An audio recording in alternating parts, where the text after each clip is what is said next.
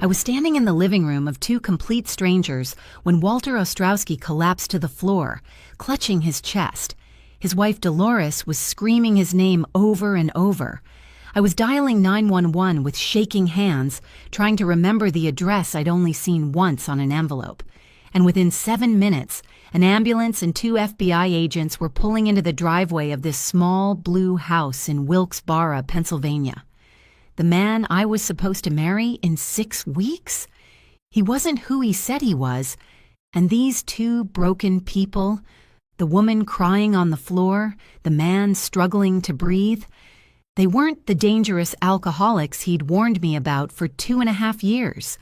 They were his victims, just like me.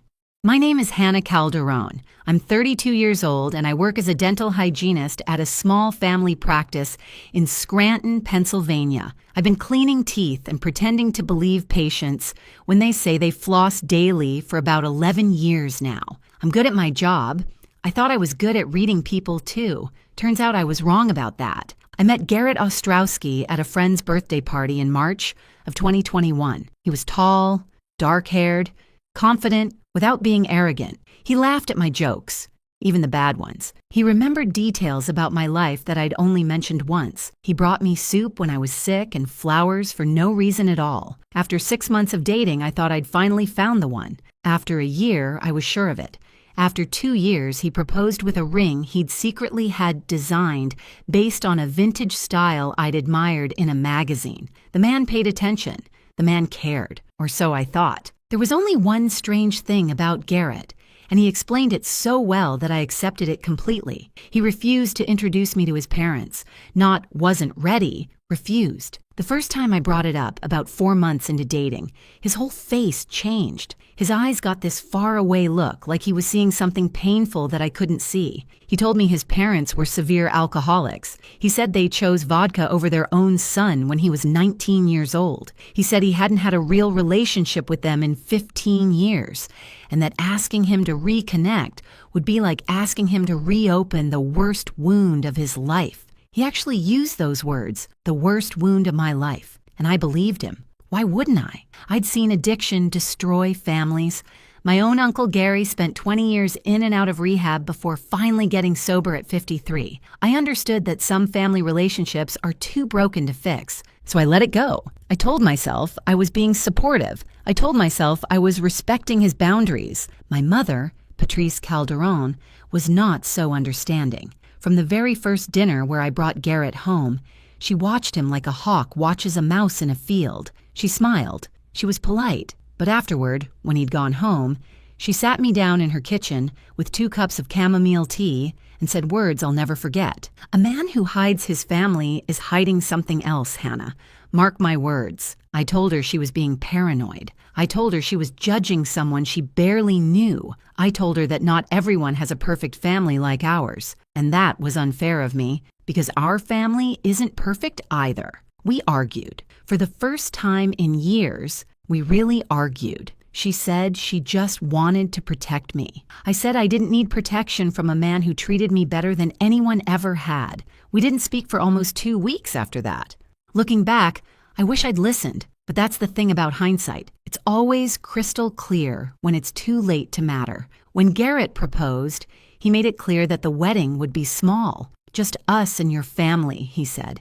I don't need anyone from my past. You're my future. At the time, I thought it was romantic. He didn't want the circus of a big wedding. He didn't need 300 guests and a 12-piece band. He just wanted me. But small details started to bother me, things I pushed aside because I didn't want to see them. Garrett worked from home as a financial consultant.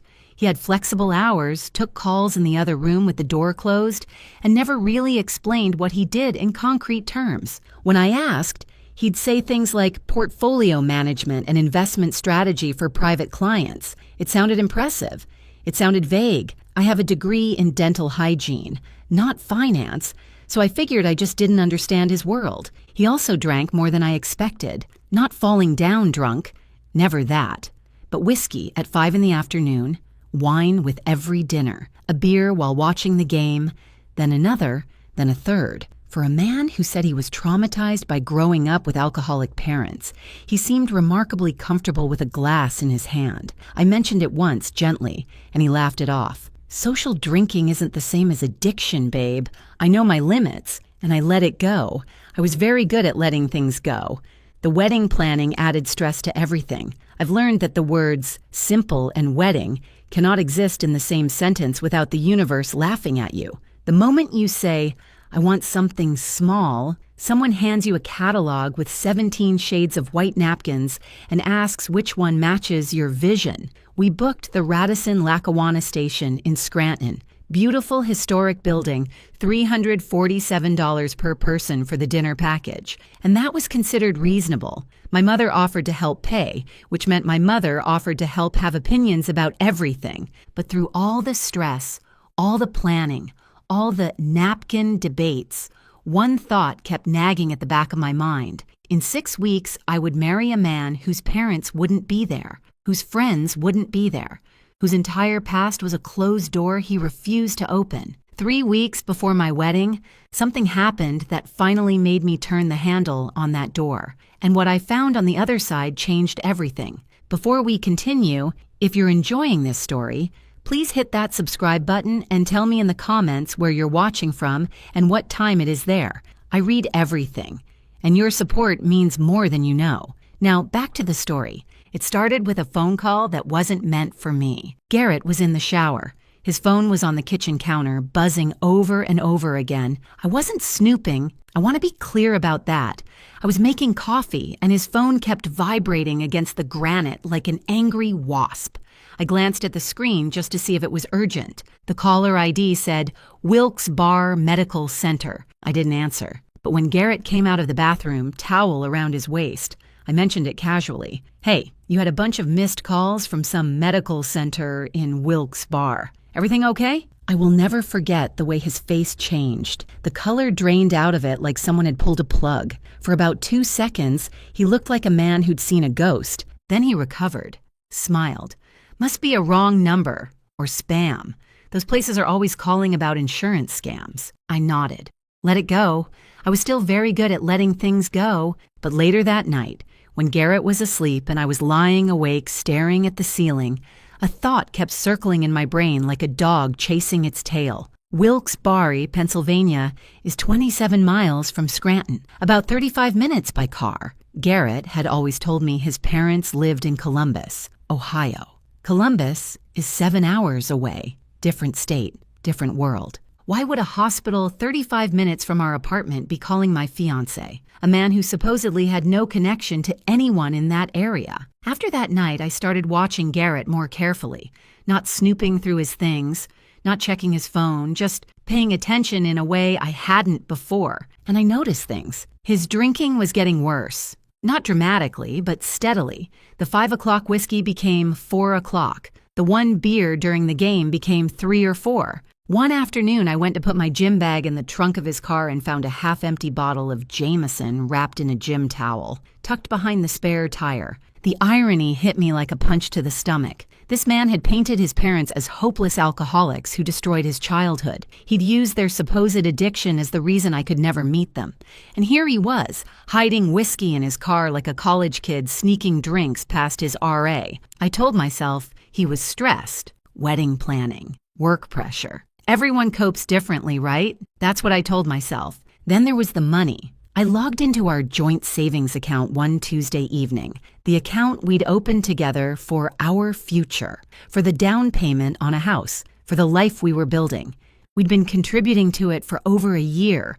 There should have been $34,000 in that account. There was $26,000. $8,000 had vanished. When I asked Garrett about it, carefully, not accusingly, he was smooth as butter on a hot pan. Oh, babe, I moved it into an investment opportunity. Short-term thing. A buddy of mine has this deal, and I couldn't pass it up. It'll triple in 6 months, I promise. No paperwork, no documentation, no name of the buddy. Just trust me. And I trusted him. I hated myself a little for it, but I trusted him. About 2 weeks before the wedding, I was looking for my passport. We were planning a honeymoon in Costa Rica, and I needed to make sure it wasn't expired. I remembered putting it in Garrett's closet in a box with other important documents. I found the passport, but I found something else too. In a shoebox behind his winter boots, the fancy leather ones he never wore, there was an old photograph. It showed a younger Garrett, maybe 22 or 23, standing between two people at what was clearly a graduation ceremony. He was wearing a cap and gown. The two people beside him were beaming with pride. Behind them, I could see a banner that said, Bloomsburg University. I turned the photo over. On the back, in neat handwritten cursive, someone had written, Garrett's graduation day, Bloomsburg University, 2011. We're so proud of you. Love always, Mom and Dad. I stared at that photo for a long time. The woman had kind eyes and a warm smile. The man had his arm around Garrett's shoulders, the way proud fathers do. These people did not look like severe alcoholics who had abandoned their son. They looked like parents. Normal, happy, loving parents who were proud of their kid. I've met alcoholics in my life. My Uncle Gary once tried to fist fight a lawn flamingo at Thanksgiving dinner because he thought it was looking at him funny. These two people in the photo looked like they alphabetized their spice racks for fun.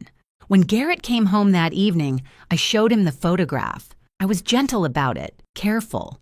I didn't accuse him of anything. I just said, I found it and asked about it. And Garrett's eyes filled with tears. He told me the photo was from before his parents got bad. He said looking at it was painful because it reminded him of the people they used to be, before alcohol changed them. He said he kept it hidden because he couldn't bear to look at it but couldn't bear to throw it away either. Then he looked at me with those wet eyes and said, You're just like everyone else, Hannah. You don't believe me. You think I'm making up my own trauma. I felt about 2 inches tall. I apologized.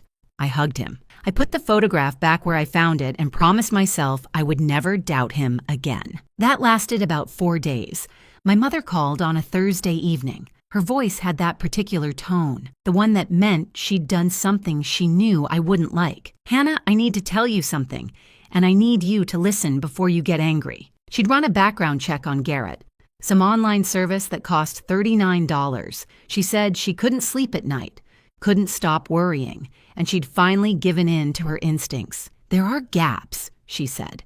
Addresses that don't match what he told you, employment history that doesn't add up, and something called a possible alias flag. Hannah, I really think you need to look at this. I lost my temper. I said things I'm not proud of. I accused her of trying to sabotage my happiness because she couldn't stand to see me build a life with someone she hadn't personally vetted. I told her if she couldn't support my marriage, maybe she shouldn't come to the wedding. We didn't speak for 5 days after that, but the seed was planted. And no matter how hard I tried to ignore it, that seed was growing roots. That Friday night, lying next to Garrett while he snored softly beside me, I made a decision. If he wouldn't introduce me to his parents, then I would introduce myself. Whatever I found, alcoholics, addicts, broken people, hostile strangers, at least I would know the truth. I just had no idea how bad the truth would be. Garrett announced on Wednesday that he had a financial conference in Philadelphia. 3 days,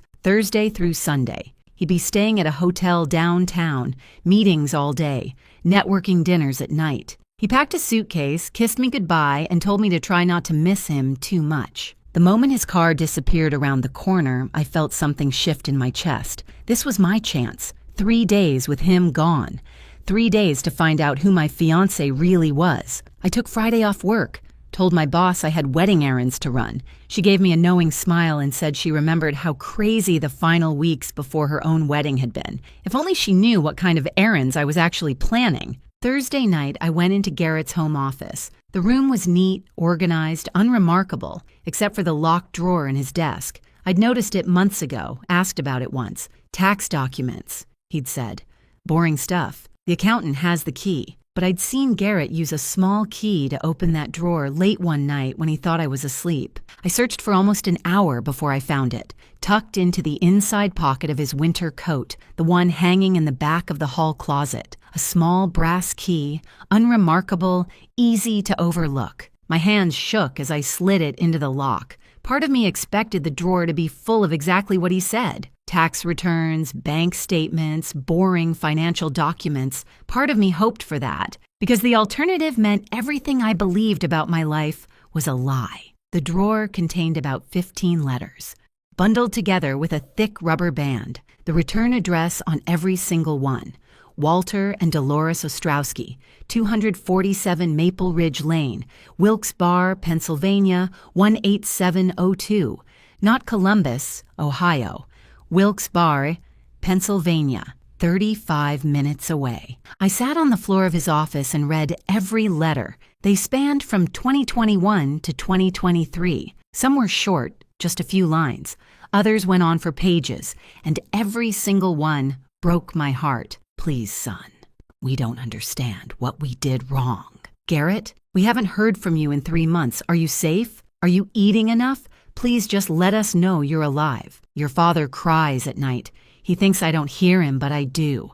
Whatever happened between us, we can fix it. Please come home. We love you. We will always love you. Nothing you could ever do would change that. Please, Garrett, please. These were not letters from alcoholics who had abandoned their son. These were letters from parents desperate to reconnect with a child who had abandoned them. Everything Garrett told me was a lie. Every single word. Friday morning, I woke up at 7, showered, dressed in jeans and a plain blue sweater, and got into my car, a 2018 Toyota Camry with 67,000 miles and a crack in the windshield I'd been meaning to fix for 8 months. I typed the address into my phone's GPS, 247 Maple Ridge Lane, Wilkes-Barre, Pennsylvania. 27 miles, 34 minutes. I had been living 34 minutes away from the truth for 2.5 years. The drive felt surreal. I kept running scenarios in my head. Maybe the letters weren't what they seemed. Maybe his parents really were manipulative, and the loving words were a tactic to lure him back. Maybe I would knock on that door and find exactly the nightmare Garrett had described. Drunk, hostile, dangerous people who would confirm everything he'd told me. I almost turned around twice. Once on the highway, once at the exit. My hands were sweating on the steering wheel.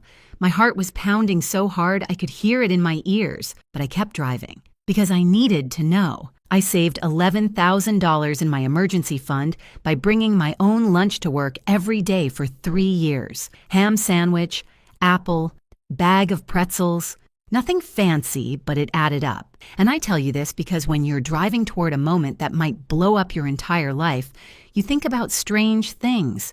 You think about ham sandwiches and savings accounts and all the small choices that led you to this exact moment. 247 Maple Ridge Lane was not what I expected. It was a modest Cape Cod-style house, powder blue with white trim, set back from the street behind a well-maintained lawn. The garden was still blooming with late roses, pink and red and yellow. There was a ceramic frog sitting on the porch beside a pot of chrysanthemums. The welcome mat by the front door said, "Bless this home," in cheerful script. This was not the house of people who chose vodka over their son. This looked like the house of people who watched Jeopardy every night at 7 and sent Christmas cards with photos of their grandchildren. I sat in my car for 5 minutes just staring at that house. Then I made myself get out, made myself walk up the path, made myself ring the doorbell. For a long moment, nothing happened. I almost convinced myself no one was home, that I could leave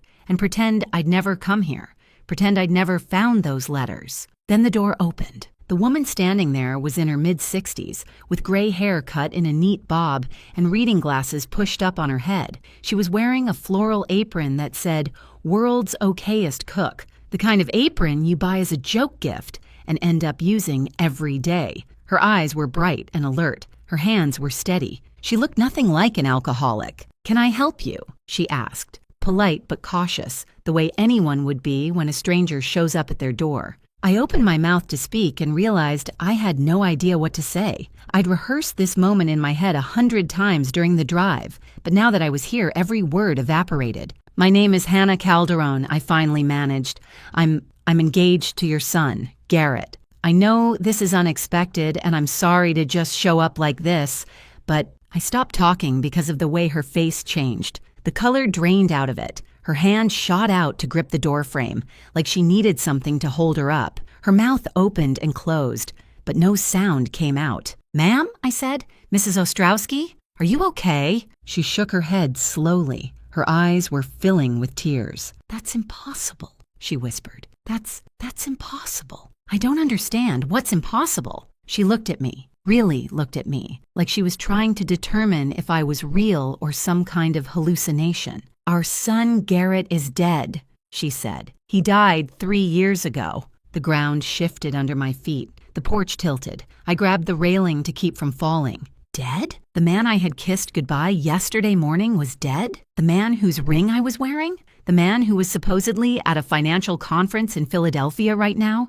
But Dolores Ostrowski wasn't finished, and what she told me next made me wish I had never knocked on that door. "You need to come inside," she said, her voice trembling. "You need to meet my husband, and then you need to tell us everything, because someone has been lying to all of us." The inside of the Ostrowski home smelled like cinnamon and coffee. There were family photos on every wall, graduations, holidays, a younger Garrett blowing out birthday candles. A cross hung above the fireplace. The furniture was old but well cared for, the kind of furniture people keep for 30 years because it still works fine and holds too many memories to replace. Dolores led me to the kitchen table and called for her husband. Her voice cracked when she said his name. "Walter, Walter, come here, now, please." Heavy footsteps came from somewhere in the back of the house. Walter Ostrowski appeared in the doorway, 68 years old, broad shoulders, thinning gray hair, walking with a slight limp that spoke of old injuries. He had the weathered hands of a man who'd worked physical labor his whole life. Later, I would learn he'd spent 31 years at a steel mill before it closed down and forced him into early retirement. He looked at me, then at his wife, then back at me. "Dolly, what's going on? Who is this?" "She says she's engaged to Garrett," Dolores said. The words came out like she was choking on them. Walter's face went through about 5 different emotions in 3 seconds. Confusion, disbelief, hope, pain, and finally, something that looked like the beginning of understanding. The terrible kind of understanding that comes when pieces you didn't know were missing suddenly fall into place. He had to sit down, pulled out a kitchen chair, and lowered himself into it like his legs couldn't hold him anymore. "Tell us everything," he said. "From the beginning, how you met him, when you met him, all of it." So I did. I told them about the birthday party in March 2021, about the 2.5 years of dating, about the proposal, the ring, the wedding planned for 6 weeks from now at the Radisson-Lackawanna station. I told them about the story Garrett had told me, that they were alcoholics, that they'd abandoned him, that reconnecting with them would be too painful. With every word I spoke, I watched their hearts break a little more. When I finished, Dolores was crying silently, tears running down her cheeks and dripping onto her world's okayest cook apron. Walter's jaw was clenched so tight I thought he might crack a tooth. "He told you we were alcoholics," Walter said slowly, "that we abandoned him." "Yes, I'm so sorry. I believed him. We've never had a drink in this house," Dolores interrupted. "Walter's father was an alcoholic, died of liver failure at 52. We made a promise when we got married. Not a drop of alcohol would ever touch our lips. 43 years, and we've kept that promise." The irony was so bitter I could taste it. Garrett had projected his own growing drinking problem onto his parents. He'd used a trauma that wasn't even real to keep me away from the truth. 3 years ago, Walter said, Garrett came to visit us. It was October, a Sunday. He sat right where you're sitting now and told us he was in serious trouble. The story came out in pieces, Walter and Dolores trading off like they'd rehearsed it, though I knew they hadn't. They'd probably just told it to each other so many times, trying to make sense of it that it had become a kind of script. Garrett had told them he'd witnessed something terrible, a crime connected to organized crime, he said. He claimed he'd been placed in witness protection and had to disappear completely. For their safety and his, they needed to believe he was dead. No contact, no calls, no letters. He'd cried, held his mother, told them he loved them and that this was the hardest thing he'd ever had to do. And then he'd asked for money. For his survival in hiding, Dolores said, her voice hollow. That's what he called it, survival money. Walter stood up slowly and walked to a desk in the corner of the living room. He pulled out a folder, thick, worn at the edges,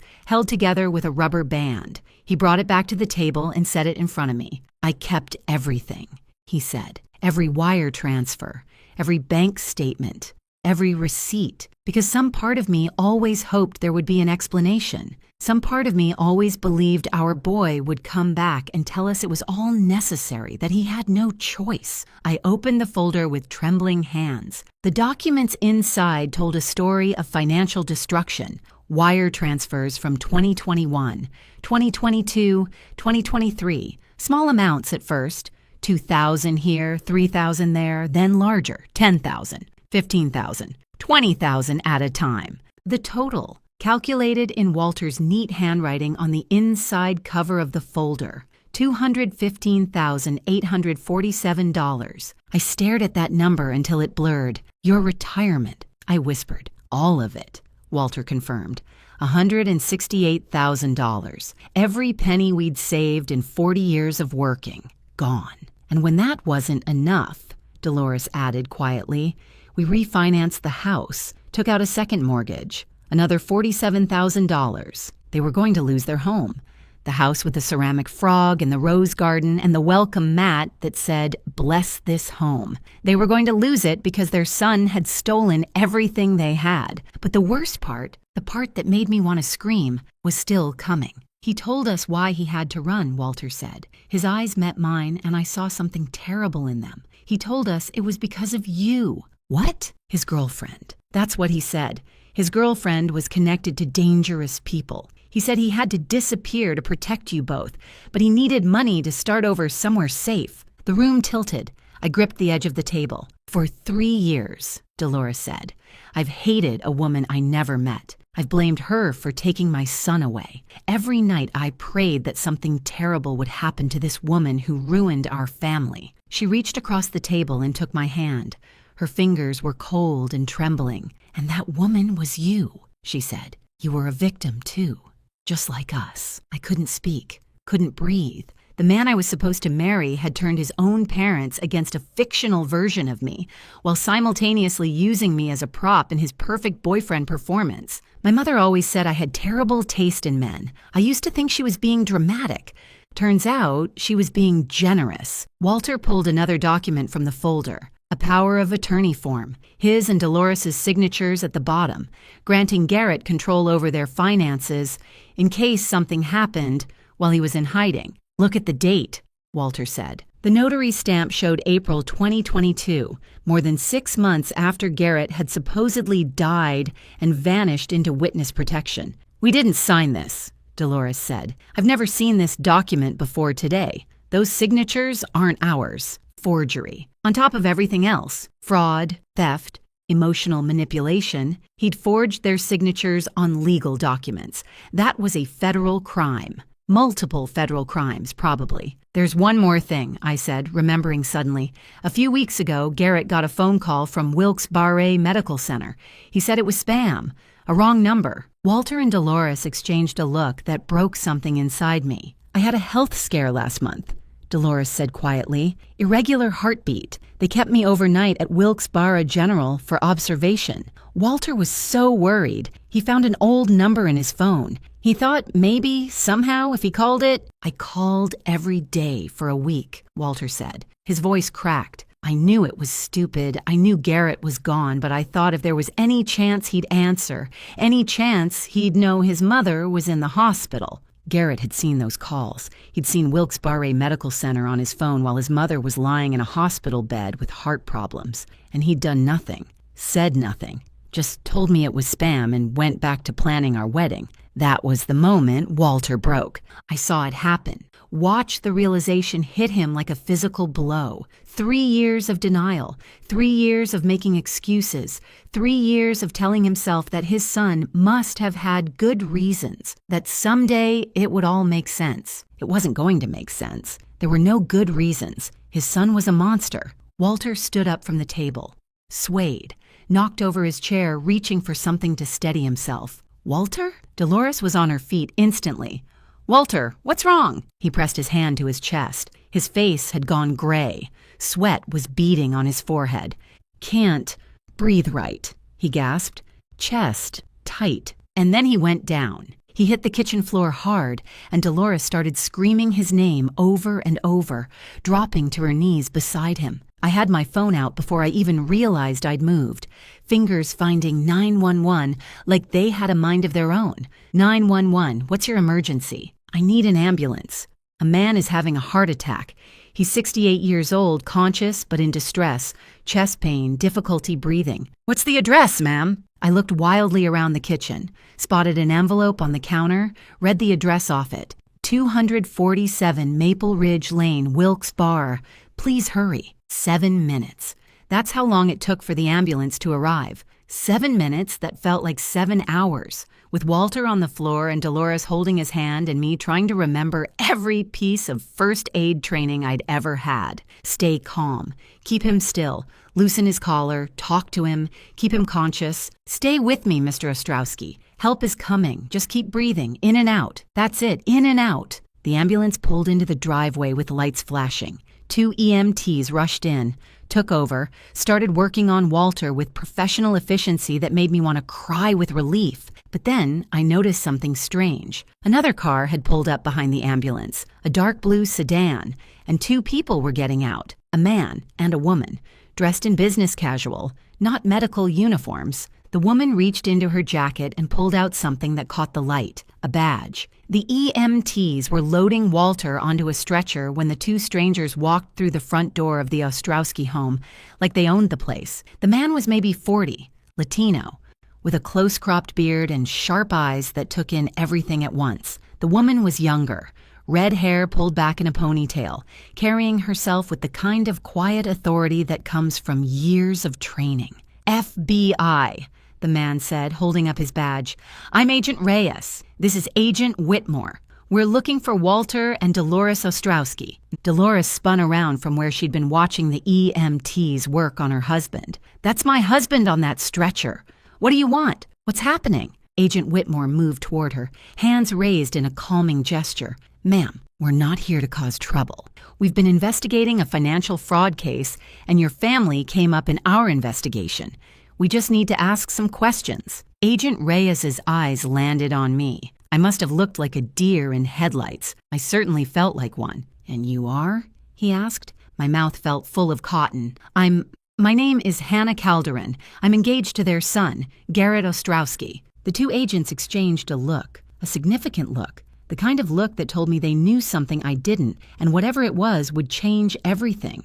Ma'am, Agent Reyes said carefully, there is no Garrett Ostrowski, at least not legally. The room was already spinning, but somehow it started spinning faster. The man you know as Garrett Ostrowski is actually Garrett Brennan Wolchak. He's wanted in New Jersey and Delaware for wire fraud, mail fraud, identity theft, and elder financial exploitation. We've been tracking him for almost 2 years. I heard the words. I understood the words, but my brain refused to process them. Garrett wasn't even his real name. Everything, every single thing about the man I'd planned to marry was a fabrication. We need to get my husband to the hospital, Dolores said, her voice rising with panic. Please, can we do this later?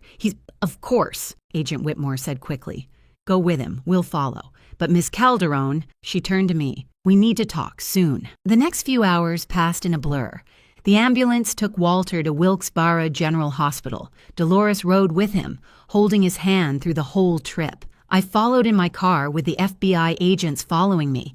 It felt like a strange, terrible parade. At the hospital, the doctors confirmed that Walter had suffered stress-induced angina. Not a full heart attack, thank God, but serious enough to require monitoring and medication. The shock of discovering his son's betrayal had literally broken his heart. Not completely, but enough to land him in a hospital bed with wires attached to his chest and a monitor beeping steadily beside him. While Dolores sat with Walter, I sat in a small conference room with Agent Reyes and Agent Whitmore. They had coffee. I had questions. More questions than I'd ever had in my life. Tell me everything, I said. I need to know who I've been living with. Agent Reyes opened a folder. I was starting to hate folders, and spread several photographs across the table. Garrett's face stared up at me from different angles.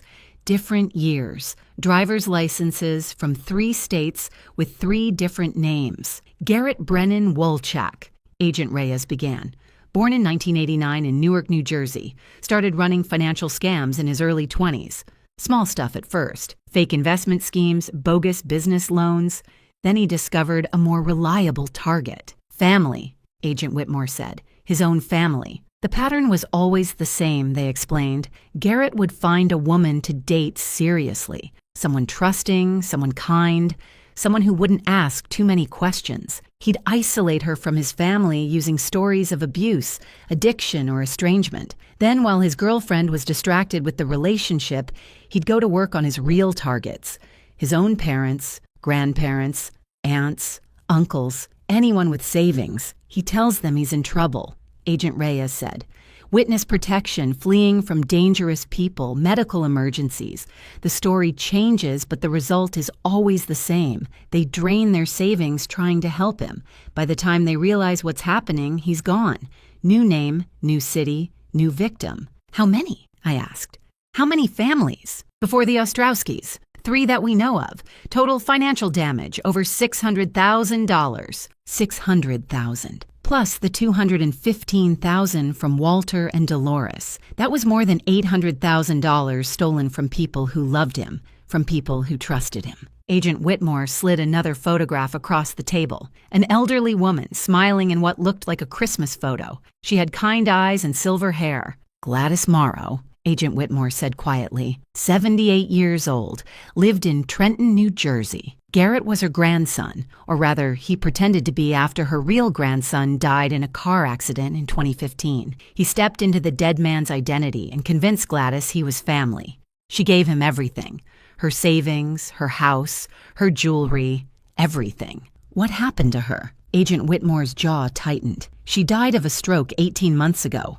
Alone, in a state-run care facility because she had nothing left. She died believing her grandson hated her because he stopped visiting once the money ran out. She left him everything in her will, not knowing he'd already taken it all. I thought I might throw up. I actually leaned over, put my head between my knees, and focused on breathing until the nausea passed. The man who brought me flowers for no reason. The man who held me when I cried. The man who said he couldn't wait to spend the rest of his life with me. He was a predator who let an old woman die alone and afraid. Miss Calderon, Agent Reyes said gently, we need your help. Anything.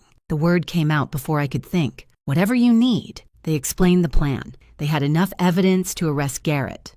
More than enough. But they wanted to catch him cleanly with maximum impact. They wanted him on tape, incriminating himself. And they wanted to make sure he couldn't talk his way out of it later. You're scheduled for a wedding cake tasting on Monday afternoon, Agent Whitmore said, at the Radisson-Lackawanna station in Scranton. Is that correct? Yes. 2:15. We want you to wear a wire. Go to the appointment. Act normal. Get him talking about money, about your future plans, about the joint accounts. We'll have agents positioned throughout the building. The moment we have what we need, we move in. 3 days. They wanted me to act normal for 3 days. To sleep next to a federal fugitive. To kiss him good morning. To pretend I didn't know that everything about him was a lie. Can you do that? Agent Reyes asked. I thought about Walter in his hospital bed. I thought about Dolores crying in the kitchen. I thought about Gladys Morrow dying alone because a monster stole her family and her savings and her dignity. Yes, I said. I can do that.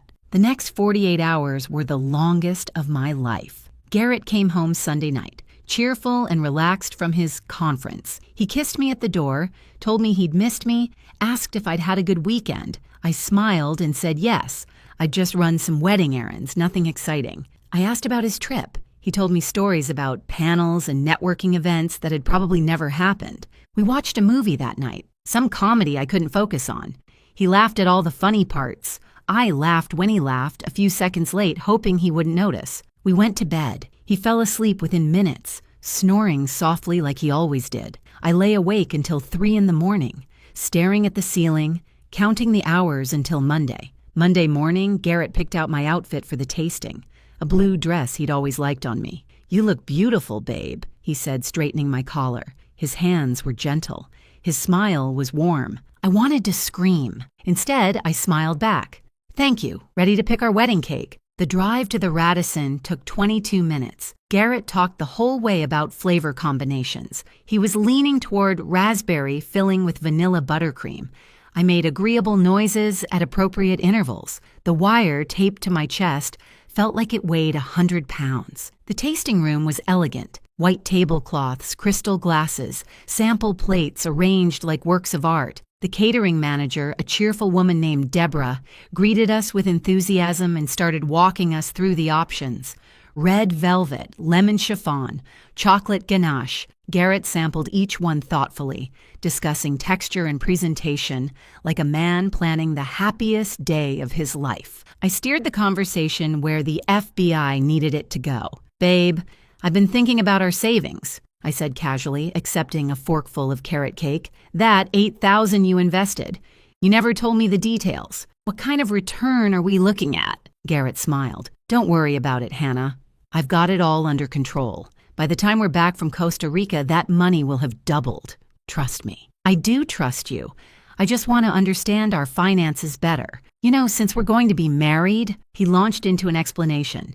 Vague, full of buzzwords, completely fictional.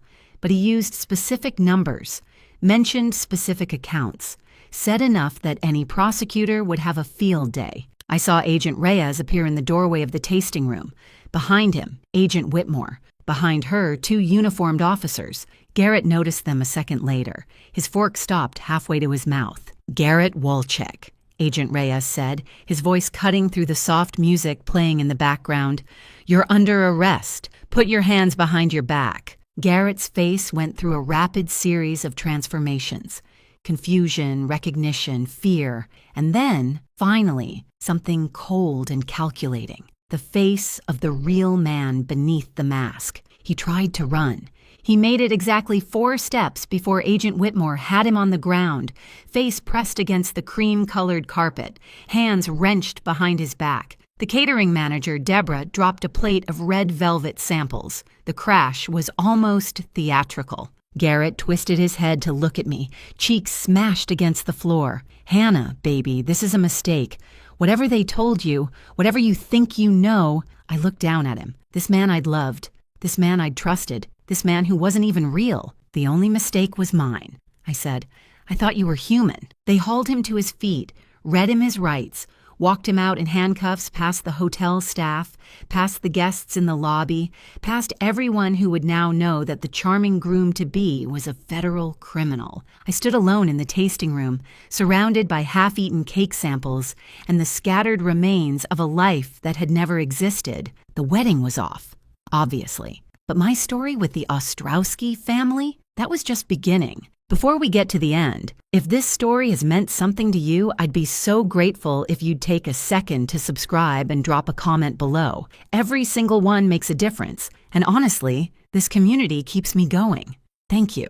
Now, the ending you've been waiting for. The trial took 8 months. Garrett Brennan Wolchak, I still couldn't call him by his real name without feeling sick, was charged with 47 federal counts: wire fraud, mail fraud, bank fraud, identity theft, elder financial exploitation across 3 states, plus the forged power of attorney documents, which added another 5 counts of their own. He tried to fight it at first, hired a fancy lawyer, probably with money stolen from one of his victims, but the evidence was overwhelming.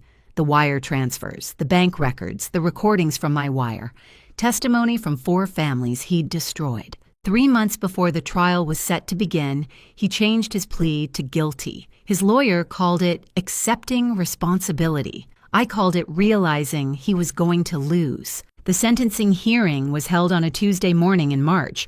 The courtroom was full.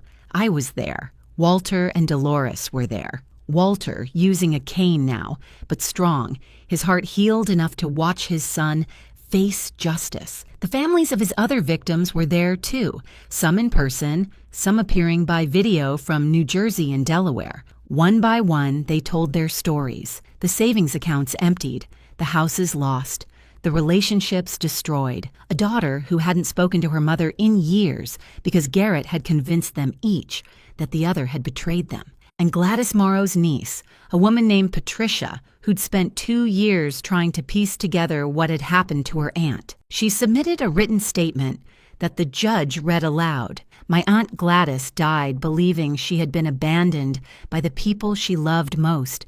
She died confused and alone in a facility that smelled like bleach and sadness. She deserved better. She deserved so much better, and the man who did this to her should never be allowed to hurt anyone else ever again. When it was my turn to speak, I kept it simple. I thought I was planning a wedding, I said. Instead, I discovered that the man I loved didn't exist. He was a character in a story designed to take everything from everyone who trusted him. I lost 2.5 years of my life to that story. The Ostrowskis lost their retirement. Gladys Morrow lost her life. I hope the court ensures he has plenty of time to think about what he's done. The judge was not merciful. 14 years in federal prison, no parole eligibility for 11 years.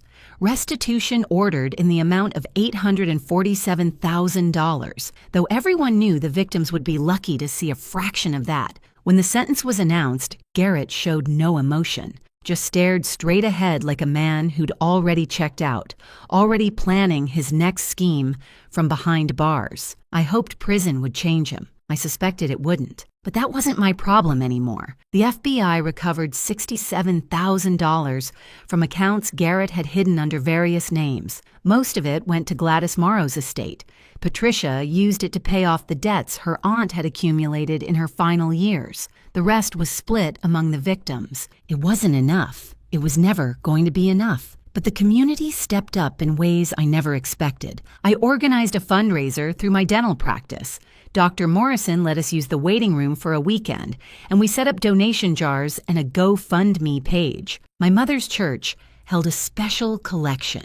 Local businesses in Wilkes-Barre, once they heard the story, contributed whatever they could. In 3 weeks, we raised $43,000. I drove to 247 Maple Ridge Lane on a Saturday morning and handed Walter Ostrowski a check. He stared at it for a long time without speaking. Then he started to cry. In 40 years of marriage, Dolores told me later, she had seen her husband cry exactly 3 times. The day his mother died, the day Garrett told them he was dead, and the day a woman he'd never met, a woman his son had tried to destroy, gave them back a piece of what they'd lost. "We can keep the house," Walter said finally, his voice rough.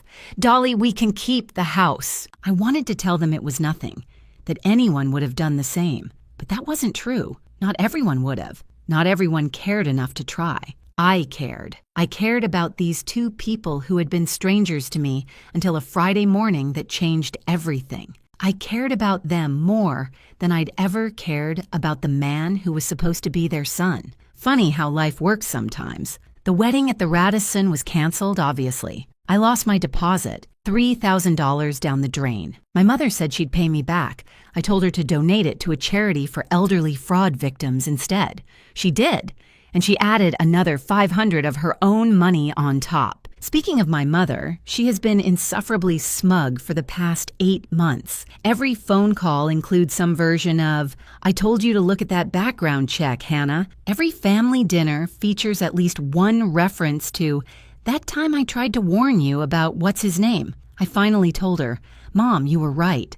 Now please, for the love of God, let it go." She will never let it go. Honestly, she earned it. These days, my Sundays look different than they used to. I drive to Wilkes-Barre, to a powder blue Cape Cod house with a ceramic frog on the porch and roses in the garden. I eat lunch with Walter and Dolores, usually pierogi that Dolores has been teaching me to make, though mine never turn out quite as good as hers. We watch Jeopardy at 7. We talk about everything and nothing. Sometimes my mother comes with me. She and Dolores have become friends, bonded over their shared experience of having children who don't listen to perfectly good advice. They trade recipes and complaints and stories about kids these days. It's actually kind of sweet, even when I'm the target of their gentle mockery. Walter calls me the daughter we always wanted. The first time he said it, I cried. The second time, I laughed. Now it just feels like the truth. I was looking for a husband. I found a family instead. I haven't dated anyone since Garrett. Not because I'm scared, though maybe I'm a little scared. but because I'm not in a hurry anymore. I spent 2.5 years with a man who didn't exist, trying to build a future that was never real. I'm done rushing. I'm done ignoring red flags because I want something to work out. When the right person comes along, if the right person comes along, I'll know. And this time, I'll listen to my mother when she offers to run a background check. Some people hide their families because their families are difficult. I understand that. I've seen it. Addiction and abuse and estrangement are real. And sometimes, the healthiest thing you can do is walk away from the people who raised you. But some people hide their families because their families know exactly who they really are. If someone you love refuses to let you meet the people who shaped them, ask yourself why. Push for answers. Trust your instincts when something feels wrong.